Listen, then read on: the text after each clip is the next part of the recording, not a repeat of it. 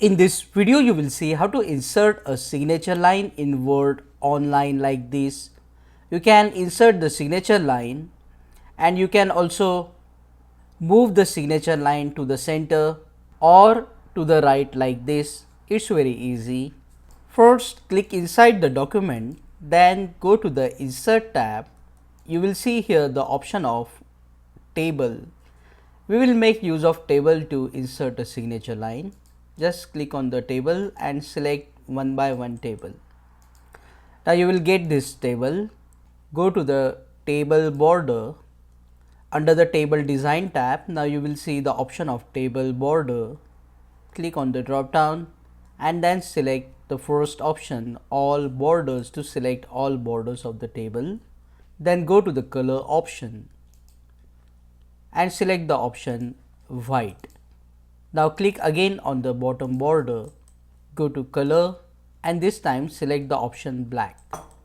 So you will get a line, a black line, and if you want to change the style of the line, you can also change to dash or a dotted if you want to, and increase the thickness of the line, for example 6 points.